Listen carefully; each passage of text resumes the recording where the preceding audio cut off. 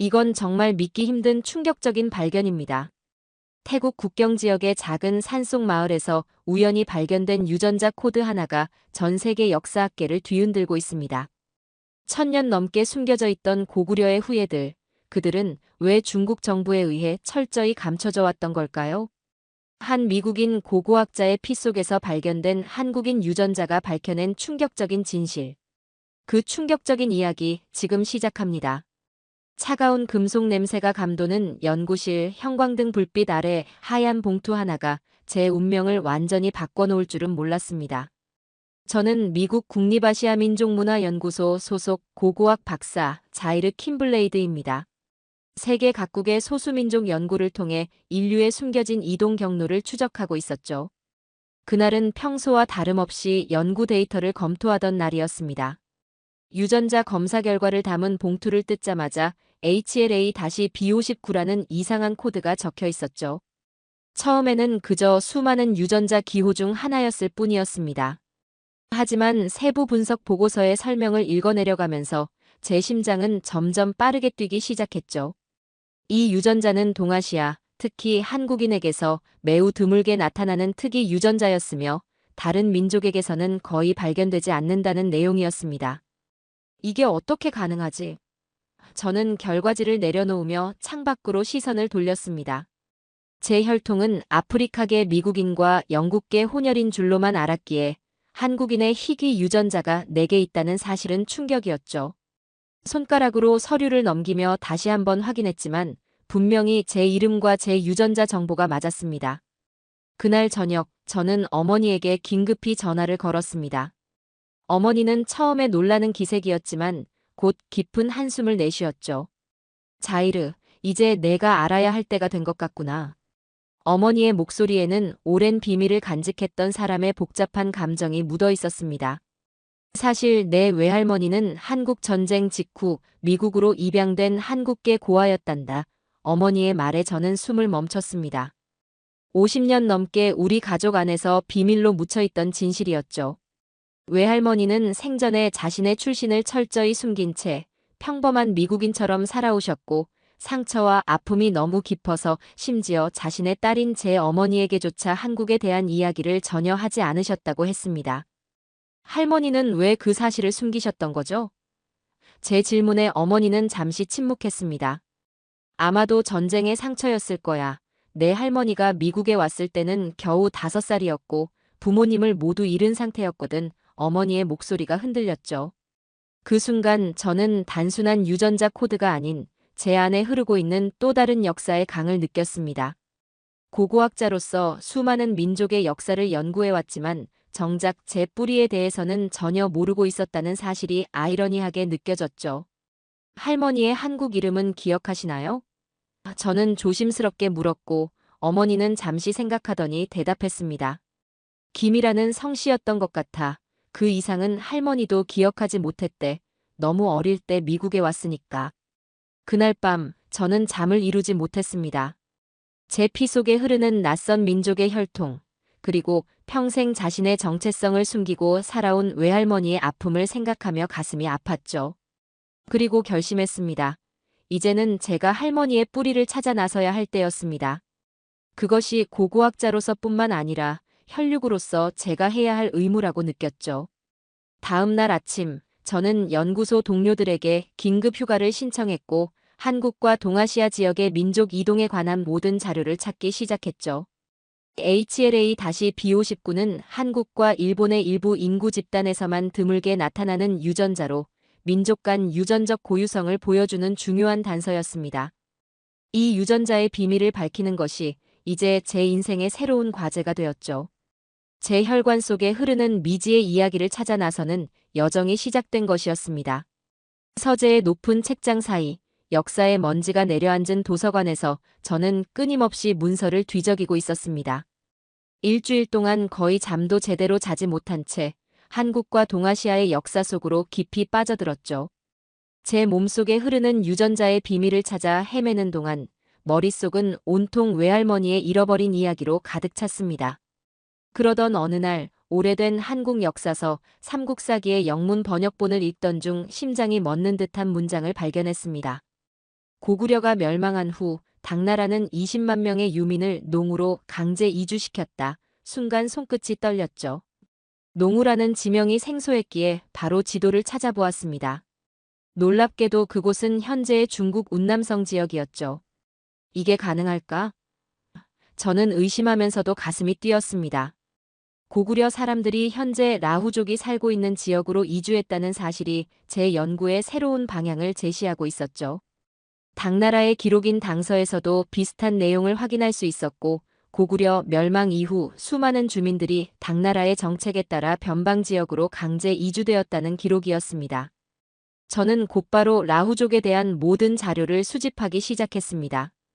태국 북부와 중국 운남성 접경 지역에 살고 있는 소수민족으로 그들의 외모와 문화적 특성이 다른 동남아시아 민족들과는 확연히 달랐죠. 특히 놀라웠던 것은 그들의 유전자 연구 결과였습니다.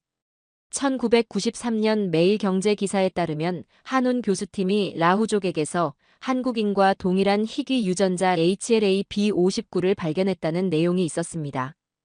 이건 단순한 우연이 아니야. 저는 책상을 내리치며 중얼거렸습니다. 제 혈관 속의 유전자, 외할머니의 출신, 그리고 고구려 유민의 강제 이주라는 역사적 사실이 하나로 연결되기 시작했죠. 마치 천년의 시간을 넘어 제게 속삭이는 조상들의 목소리처럼 느껴졌습니다. 연구를 거듭할수록 고구려 유민들의 이동 경로가 점점 더 선명하게 그려졌습니다. 당나라의 압제를 피해 남쪽으로, 또 남쪽으로 이동하며 결국 현재의 태국과 미얀마 국경지대에 정착했을 가능성이 높았죠. 그곳에서 그들은 라후족이라는 새로운 정체성을 가지게 되었을 것입니다. 밤이 깊어갈수록 저는 연구에 더욱 흥미를 느꼈고, 컴퓨터 화면 속에서 고구려의 역사와 라후족의 현재가 오버랩되며 하나의 그림을 완성해가고 있었죠. 특히 라후족의 전통 의상과 고구려 벽화 속 인물들의 복장이 놀랍도록 유사하다는 점에서 또 한 번 전율을 느꼈습니다. 모든 것이 맞아떨어져 저는 손으로 얼굴을 쓸어내리며 감정을 추스렸습니다. 단순한 학문적 호기심을 넘어 이제는 제 정체성과 직결된 문제였고, 제 안에 흐르는 피가 말해주는 역사적 진실을 찾아가는 여정이었습니다. 다음 날 아침, 저는 과감한 결정을 내렸습니다. 직접 라후족을 만나러 가기로 한 것이죠. 연구소 책임자에게 특별 연구 프로젝트를 제안했고, 다행히 그는 제 열정에 공감해 주었습니다. 자이르, 내 연구가 중요한 발견으로 이어지길 바란다. 책임자의 격려에 저는 고개를 끄덕였습니다. 비행기 표를 예약하고 필요한 장비를 챙기는 동안 저는 계속해서 자료를 검토했습니다. 라후족의 언어, 문화, 풍습에 대해 가능한 한만이 알아두고 싶었죠. 무엇보다도 그들과 저를 연결하는 그 희귀한 유전자 HLA-B59의 비밀을 밝히고 싶었습니다. 태국 치앙라이 공항에 내리자마자 숨이 막힐 듯한 습기가 저를 덮쳤습니다. 2시간 넘게 오프로드 지프를 타고 산길을 오른 끝에 마침내 안개에 휩싸인 라후족 마을이 모습을 드러냈죠. 멀리서 보이는 나무 기둥 위에 세워진 고상식 가옥들이 마치 시간을 거슬러 올라간 듯한 느낌을 주었습니다. 차에서 내려 첫 발을 내딛는 순간 이상한 기시감이 저를 엄습했습니다. 한 번도 와본 적 없는 곳인데 어딘가 익숙한 느낌이 들었고, 마을 입구에서는 알록달록한 색동옷을 입은 아이들이 저를 호기심 어린 눈으로 바라보고 있었습니다. 그들의 복장은 제가 연구 중에 본 고구려 벽화 속 인물들의 의상과 묘하게 닮아 있었죠. 이곳에 외국인이 오는 일은 매우 드물어요. 현지 가이드 삭타이가 말했고, 저는 고개를 끄덕이며 마을 안으로 들어갔습니다. 코끝을 스치는 된장 냄새에 문득 놀랐죠. 분명 미국에서도 아시안 마켓에서 맡아본 그 특유의 발효된 콩 냄새였습니다. 마을 중앙에 도착하자 놀라운 광경이 펼쳐졌습니다. 서너 명의 소녀들이 널빤지를 땅에 놓고 널뛰기를 하고 있었고, 그 모습이 너무나 한국적이어서 저도 모르게 발걸음을 멈췄습니다. 라후족은 전통 놀이를 매우 중요하게 여깁니다. 저 널뛰기는 수백 년 동안 이어져 온 그들만의 놀이죠. 그런데 한국에도 똑같은 놀이가 있습니다. 제 말에 삭타이는 의아한 표정을 지었지만 저는 더 이상 설명하지 않았습니다.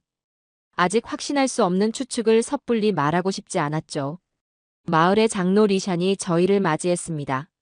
75세의 노인이었지만 그의 눈빛은 깊고 예리했습니다. 멀리서 오셨군요. 무엇을 찾아 이곳까지 오셨습니까? 리샨의 질문에 저는 잠시 망설였습니다. 어떻게 설명해야 할지 몰랐죠. 저는 조심스럽게 제 유전자 검사 결과와 외할머니의 이야기를 꺼냈고 라후족과 한국인 사이에 유전적 연관성이 있을 수 있다는 제 연구 내용을 간략히 설명했죠. 리샨의 표정이 천천히 변했고 놀라움에서 깊은 생각에 잠긴 표정으로 바뀌었죠. 우리 조상들이 전해주신 이야기가 있습니다. 우리는 눈 오는 북방에서 온 사람들이라고요. 매우 오래전 강제로 남쪽으로 이주해야만 했던 사람들이죠. 그의 말에 저는 심장이 빨라지는 것을 느꼈습니다. 눈 오는 북방이라는 표현은 분명 한반도를 가리키는 것이 틀림없었죠. 그 이야기를 더 자세히 들을 수 있을까요? 저는 간절한 목소리로 물었습니다. 저녁이 되자 마을 사람들이 큰 화로 주변에 모였고 저는 명예 손님으로 리샨 옆자리에 앉았죠. 그들이 내온 음식을 보고 또 한 번 놀라움을 금치 못했습니다. 찰밥과 비슷한 음식, 된장과 유사한 발효 소스, 그리고 김치를 연상시키는 발효 채소까지 너무나 한국적인 음식들이었습니다. 음식을 먹으며 저는 마을 사람들의 모습을 유심히 관찰했습니다. 그들의 얼굴형, 눈매, 머리카락까지 동남아시아의 다른 민족들과는 분명히 달랐고 오히려 한국인과 가까워 보였습니다.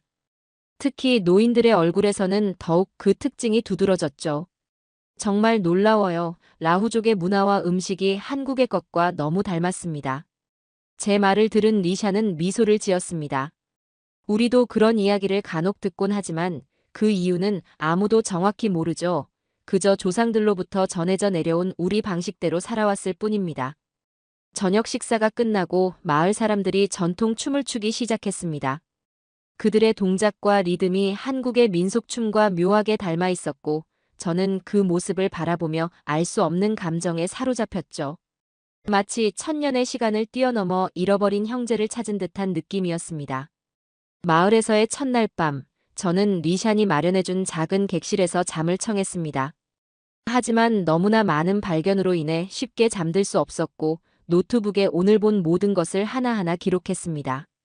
색동옷, 널뛰기, 된장, 찰밥까지 이 모든 것이 우연의 일치라고 하기에는 너무나 많은 공통점이었죠. 다음 날 아침, 리샤는 저를 마을의 가장 나이 많은 어르신들이 모이는 집회 장소로 안내했습니다. 이분들은 우리 마을의 기억 그 자체이십니다. 리샨이 말했습니다. 조상으로부터 전해 내려오는 이야기와 언어를 가장 잘 보존하고 계신 분들이죠. 노인들은 저를 반갑게 맞아주었고 차분한 미소로 자리를 권했습니다. 그들이 서로 대화를 나누기 시작했을 때 저는 귀를 의심했습니다. 그들의 말에서 분명히 한국어와 비슷한 단어들이 들렸기 때문이죠. 리샨, 그분들이 하시는 말씀을 통역해 주실 수 있을까요? 제가 물었고 리샤는 고개를 끄덕이며 설명했습니다. 지금 아주 오래된 노래에 대해 이야기하고 있어요. 조상들이 불렀다는 노래죠. 한 노인이 천천히 노래를 부르기 시작했고 그 가락이 묘하게 한국 민요와 닮아 있었죠. 하지만 더 놀라운 것은 가사였습니다. 날의 강음로 카이요. 노인의 입에서 나온 이 문장은 제 귀에 나는 강으로 가요처럼 들렸습니다. 리샨, 잠시만요. 저는 흥분을 감추지 못하고 자리에서 일어났습니다. 그분이 방금 하신 말씀이 무슨 뜻인가요? 리샨이 노인과 잠시 대화를 나눈 후 저에게 설명해 주었습니다. 나는 강으로 간다라는 뜻으로 말했다고 하네요. 제 심장이 빠르게 뛰기 시작했습니다. 이건 단순한 우연이 아니었죠. 저는 노트북을 꺼내 UC 버클리의 마티소프 교수가 연구한 라후어와 한국어의 비교 언어학 논문을 열었습니다. 그 논문에 따르면 라후어는 한국어와 마찬가지로 주어 목적어 동사 어순을 가지고 있었고 이는 세계 언어학적으로 매우 특이한 공통점이었죠. 리샨, 제가 몇 가지 말씀을 여쭤봐도 될까요? 저는 공손하게 물었습니다. 리샨의 허락을 받고 저는 노인들에게 간단한 질문을 시작했습니다. 여러분의 언어로 나는 집에 갑니다는 어떻게 말씀하시나요? 노인 중 한 분이 천천히 대답했습니다. 날의 짐으로 까이요. 저는 소름이 돋았습니다. 한국어의 나는 집으로 갑니다와 구조가 거의 동일했기 때문이죠. 이어서 밥을 먹습니다. 물을 마십니다. 같은 간단한 문장들을 물어보았고 모두 한국어와 놀랍도록 유사한 구조를 가지고 있었습니다. 이건 정말 놀라운 발견이에요. 저는 리샨에게 말했습니다. 라후어와 한국어는 문장 구조가 거의 완벽하게 일치해요. 이런 일은 언어학적으로 엄청난 의미가 있죠. 리샨은 의아한 표정을 지었지만 저의 흥분을 이해해 주었습니다. 그날 오후 저는 마을의 여러 사람들과 대화를 나누며 라후어를 더 깊이 연구했습니다. 특히 노인들이 사용하는 고어일수록 한국어와의 유사성이 더 강하게 나타났죠. 현대의 라후어는 중국어, 태국어 등 주변 언어의 영향을 많이 받았지만 그 기본 구조와 고어는 분명히 한국어와 연결되어 있었습니다. 역사적 자료, 언어적 증거, 문화적 유사성까지 모든 것이 라후족이 고구려 유민의 후손일 가능성을 가리키고 있었죠. 그 중에서도 언어의 유사성은 가장 강력한 증거였습니다. 언어는 민족의 정체성을 가장 오래 보존하는 문화적 요소이기 때문입니다. 그날 밤 저는 제 외할머니의 사진을 바라보며 깊은 생각에 잠겼습니다. 1000년도 넘는 시간 동안 고구려 사람들은 자신들의 언어와 문화를 간직한 채 남쪽으로 이동했고 그들의 일부가 오늘날 라후족으로 남아있는 것이었죠. 그리고 그들의 피는 제 안에서도 흐르고 있었습니다. 라후족 마을에서의 놀라운 발견에 흥분한 저는 곧바로 중국 윈난성으로 향했습니다. 윈난성에는 더 많은 라후족이 살고 있었고 그들의 역사를 더 깊이 조사할 필요가 있었죠. 중국 당국의 연구 허가를 신청하고 윈난 대학의 협조를 받아 현지 조사를 계획했습니다. 베이징 공항에 도착한 첫날부터 이상한 기운이 느껴졌습니다. 입국 심사대에서 유난히 오래 붙들려 있었고 제 여권과 연구 목적을 반복해서 확인했죠. 윈난성 쿤밍에 도착하자마자 현지 가이드 리우와 만났습니다. 킴블레이드 박사님, 라후족 연구는 매우 복잡한 주제입니다. 리우가 조심스럽게 말했습니다. 중국 정부는 라후족을 공식적으로 티베트계로 분류하고 있죠. 이 분류에 대해 의문을 제기하는 연구는 민감할 수 있습니다. 그의 경고에도 불구하고 저는 연구를 계속 진행하기로 결심했습니다. 첫 번째 회의는 윈난 대학 역사학과와 함께였고 교수들은 표면적으로는 친절했지만 제가 라후족과 고구려의 연관성에 대해 언급하자 갑자기 분위기가 냉랭해졌죠. 그건 매우 비과학적인 가설입니다. 장 교수가 딱딱하게 말했습니다. 라후족은 티베트 버마어족의 일원이며 한반도와는 아무런 관련이 없습니다. 그날 오후 호텔로 돌아오니 제 노트북이 미세하게 위치가 바뀌어 있었고 누군가 제 방을 샅샅이 뒤진 흔적이 역력했죠. 더 놀라운 일은 다음 날 아침에 벌어졌습니다. 윈난 대학에서 온 공문이 저에게 도착했죠. 연구 협조 취소 통보라는 제목의 문서였습니다. 이게 무슨 일입니까? 저는 리우에게 물었고 그는 난처한 표정으로 말했습니다. 상부에서 내려온 지시라고 하는데 이유는 명확히 밝히지 않았지만 당신의 연구 주제가 너무 민감하다는 것이 진짜 이유겠죠. 점점 상황이 이상해졌고 제가 방문하려던 라후족 마을들도 갑자기 출입 제한 구역으로 지정되었죠. 저는 미국 대사관에 상황을 알리고 조언을 구했고 대사관 직원은 중국의 소수민족 정책에 대해 설명해 주었습니다. 중국은 56개 민족으로 구성된 다민족 국가라는 이미지를 유지하면서도 실제로는 모든 민족을 한족 중심의 중화민족으로 통합하려는 정책을 펴고 있습니다. 그때 비로소 상황이 명확해졌습니다. 중국 정부가 라후족을 티베트계로 규정하는 이유는 그들의 영토 내에서 발생한 민족으로 간주하기 위함이었습니다. 만약 라후족이 고구려 유민의 후손으로 알려진다면 중국의 공식 역사관과 민족 정책에 큰 균열이 생길 수 있었죠. 저는 비밀리에 라후족 청년 노회와 연락을 취했고 그는 중국의 소수민족 정책으로 인해 라후족이 겪고 있는 문화적 동화와 정체성 상실에 대해 이야기해 주었습니다. 우리는 공식적으로 티베트계로 분류되어 있지만 우리 노인들은 항상 우리가 북쪽에서 왔다고 말합니다. 하지만 점점 그런 이야기를 하는 사람들이 줄어들고 있어요. 그의 말에서 저는 깊은 슬픔을 느꼈습니다. 1000년 넘게 이어온 정체성이 현대 국가의 정치적 이해관계 속에서 사라져가고 있었죠. 단순한 학문적 호기심으로 시작한 제 연구가 이제는 잊혀져가는 민족의 역사를 되살리는 사명으로 변해가고 있었습니다. 결국 저는 중국을 떠나기로 결정했고 저는 다시 태국 국경 근처의 라후족 마을로 돌아왔습니다. 이번에는 사라져가는 그들의 문화를 기록하겠다는 사명감을 가지고 왔죠. 마을에 도착하자 리샨이 반갑게 저를 맞이했고 그의 주름진 얼굴에서 안도감이 느껴졌습니다. 안전하게 돌아오셨군요. 중국에서 위험한 일을 겪었다고 들었습니다. 리샨의 말에 저는 고개를 끄덕였습니다. 중국 정부가 우리의 진짜 역사를 숨기려 한다는 것은 놀라운 일이 아닙니다. 오래전부터 그래왔으니까요. 리샤는 저를 마을의 청년 노예에게 소개해 주었습니다. 25세의 젊은 청년이었지만 그의 눈에는 이미 깊은 고민의 흔적이 서려 있었죠. 저녁에 노예와 함께 마을 외곽의 조용한 언덕에 앉았습니다. 마을의 불빛이 멀리서 반짝이는 가운데 그는 자신의 이야기를 시작했습니다. 저는 쿤밍 대학에서 경제학을 공부했어요. 그곳에서 저는 현대화와 발전이라는 이름 아래 우리 라후족의 정체성이 어떻게 지워지고 있는지 보았죠. 노예의 목소리에는 깊은 좌절감이 묻어났습니다. 학교에서는 우리에게 라후어 대신 중국어를 쓰도록 강요했고 전통 의상을 입으면 미개하다고 놀림을 받았죠. 젊은 세대들은 점점 도시로 떠나고 돌아오지 않아요. 가장 안타까운 것은 우리의 언어입니다. 노예가 계속했습니다. 할아버지 세대가 쓰던 고어는 이제 거의 들을 수 없어요. 저도 어렸을 때는 할머니에게서 나래 집으로 가요 같은 표현을 들었지만 지금은 그런 말을 쓰는 아이들이 없습니다. 저는 조심스럽게 질문했습니다. 당신은 라후족과 한국인의 연관성에 대해 어떻게 생각하나요? 노예는 잠시 생각하더니 대답했습니다.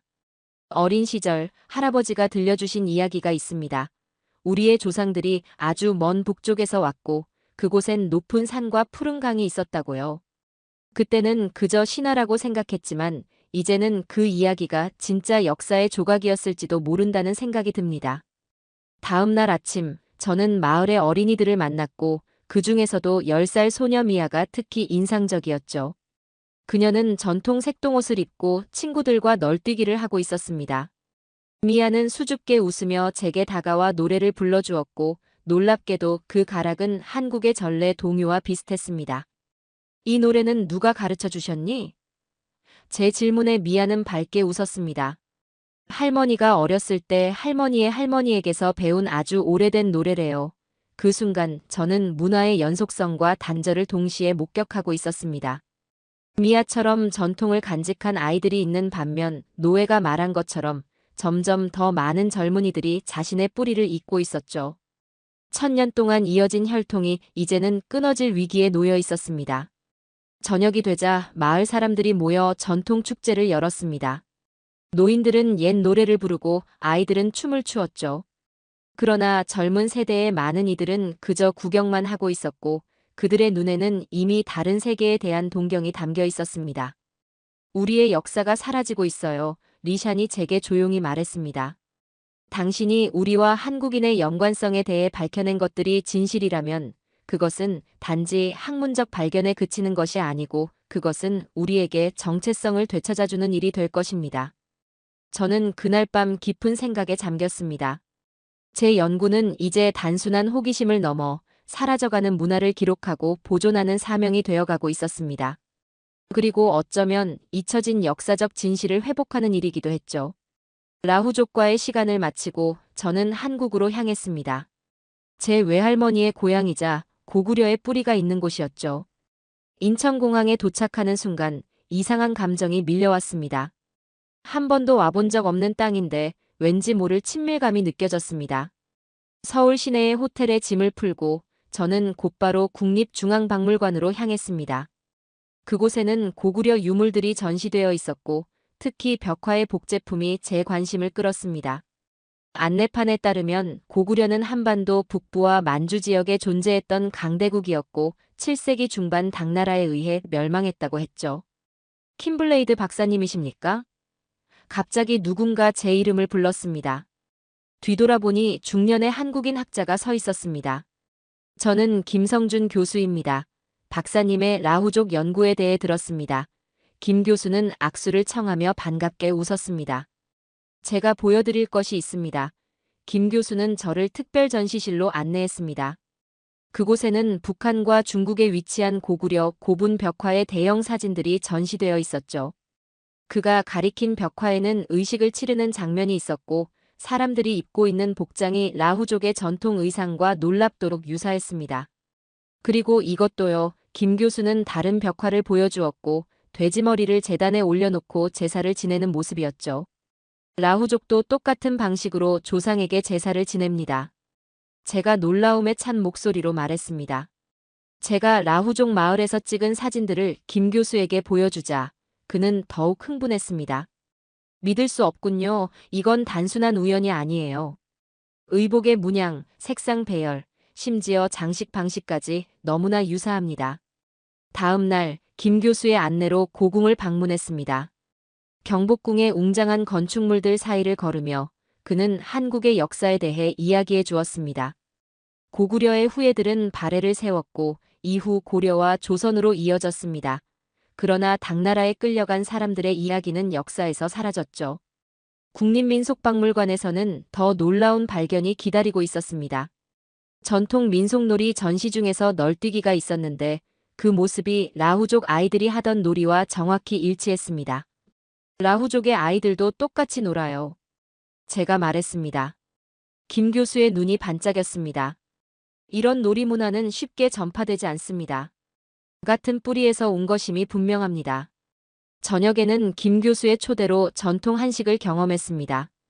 된장찌개, 김치, 찰밥이 있는 한 상을 받았을 때 저는 라후족 마을에서 먹었던 음식들을 떠올렸습니다. 맛과 향이 너무 비슷하네요. 제가 감탄했습니다.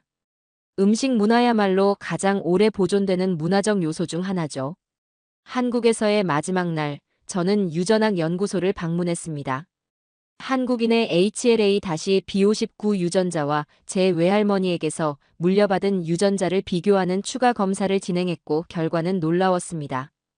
제 유전자는 한국 북부 지역 사람들의 것과 매우 높은 일치도를 보였죠. 서울의 한 카페에 앉아 저는 지금까지의 모든 연구 자료를 정리했습니다. 고구려 벽화의 사진들, 라후족 마을에서의 영상, 언어 분석 자료, 유전자 검사 결과까지 모든 증거가 하나의 사실을 가리키고 있었습니다. 라후족은 1000년 전 중국 땅으로 끌려간 고구려 유민의 후손이었던 것입니다. 미국으로 돌아온 저는 연구 결과를 정리하느라 밤낮을 잊었습니다. 국립아시아민족문화연구소의 회의실에는 제가 모은 자료들이 벽에 가득 붙어 있었죠. 라후족의 사진들, 고구려 벽화의 복제본, 언어 비교 분석표, 유전자 검사 결과 차트까지 이 모든 증거를 하나로 엮어야 했습니다. 자이르, 국제학술 대회 준비는 됐나? 연구소장 핸더슨 교수가 물었고 저는 고개를 끄덕였죠. 거의 끝났습니다. 제 평생 가장 중요한 발표가 될 것 같습니다. 핸더슨 교수는 미소 지으며 제 어깨를 두드렸죠. 국제학술 대회 당일 전 세계에서 모인 학자들로 강당이 가득 찼습니다. 한국, 중국, 일본, 유럽 등 다양한 국가의 역사학자들이 제 발표를 듣기 위해 모였죠. 오늘 저는 잊혀진 형제, 라후족과 고구려의 연결고리라는 주제로 발표하겠습니다. 저는 깊은 숨을 들이마신 후 시작했습니다. 의복의 유사성, 재래 방식, 놀이문화, 음식 문화까지 저는 하나씩 증거를 제시했죠.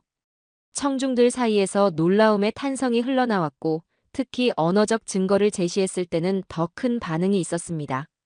라후어의 기본 문장 구조는 한국어와 놀랍도록 유사합니다. 두 언어 모두 주어, 목적어, 동사 순서를 따르며 이는 세계적으로 희귀한 구조입니다. 가장 결정적인 증거로 유전자 분석 결과를 보여주었습니다. 라후족에게서 발견된 HLA-B59 유전자는 한국인, 특히 북부 지역 출신 한국인들에게서 높은 빈도로 발견됩니다. 이는 생물학적 연관성을 가리키는 강력한 증거입니다. 마지막으로 역사적 문헌을 인용했죠. 삼국사기와 당서의 기록에 따르면 고구려가 멸망한 후 당나라는 약 20만 명의 고구려 유민을 농우, 즉 현재의 운남성 지역으로 강제 이주시켰습니다. 이들 중 일부가 남쪽으로 더 이동하여 현재의 라후족이 되었다는 것이 제 연구의 결론입니다. 발표가 끝나자 강당은 잠시 침묵에 잠겼다가 곧 열렬한 박수가 터져 나왔습니다. 질의응답 시간에는 다양한 질문이 쏟아졌고 특히 중국 학자들은 날카로운 질문을 던졌습니다. 이런 가설은 학술적 근거가 부족하고 소수민족의 정체성을 정치적으로 해석하는 위험이 있습니다. 저는 차분하게 대답했습니다. 이 연구는 정치적 목적이 아닌 순수한 학문적 탐구에서 비롯되었습니다. 저는 단지 사실만을 말하고 있습니다. 라후족이 고구려 유민의 후손일 가능성이 매우 높다는 것을요. 한국 측 학자들은 제 연구 결과를 지지했고 김성준 교수는 자리에서 일어나 말했죠. 킴블레이드 박사의 연구는 잊혀진 역사의 한 장을 되살리는 중요한 작업입니다. 이는 단순히 한 민족의 뿌리를 찾는 일이 아니라 인류의 이동과 문화 전파에 대한 이해를 넓히는 일입니다. 다음 날 아침 라후족 청년 노회로부터 이메일이 도착했습니다. 박사님의 연구 발표 소식이 우리 마을에도 전해졌고 노인들은 눈물을 흘리며 기뻐했습니다. 우리가 항상 느껴왔지만 말로 표현하지 못했던 진실을 박사님이 세상에 알려주었기 때문입니다. 저는 화면을 바라보며 미소를 지었습니다.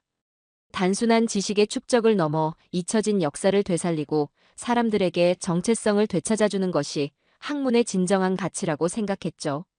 외할머니의 유전자로부터 시작된 이 여정은 이제 제 삶의 중심이 되었습니다. 우리는 모두 역사의 일부입니다. 발표를 마치며 제가 한 말을 다시 떠올렸습니다. 라후족은 더 이상 잊혀진 민족이 아닙니다. 그들은 고구려의 후예이자 한반도와 동남아시아를 잇는 역사적 연결고리입니다. 자, 오늘의 이야기는 여기까지입니다. 오늘 우리는 잊혀진 라후족과 고구려의 놀라운 연결고리를 통해 천년의 시간을 뛰어넘는 역사적 진실을 확인했습니다. 하나의 유전자 검사로 시작된 여정은 중국 정부가 감추려 했던 소수민족의 정체성을 밝혀내고 한반도와 동남아시아를 잇는 잃어버린 혈연의 고리를 되찾는 놀라운 발견으로 이어졌습니다. 역사는 때로 잊히고 왜곡되지만 진실은 결코 사라지지 않는다는 것을 다시 한번 마음 깊이 새기게 됩니다. 앞으로도 세월에 묻힌 한국의 숨겨진 역사와 그 속에 깃든 자부심을 함께 되찾아가는 여정을 이어가겠습니다. 오늘도 끝까지 함께 해주셔서 감사합니다. 재미있게 보셨다면 구독과 좋아요로 응원해주세요. 다음에도 따뜻한 이야기로 찾아뵙겠습니다. 감사합니다.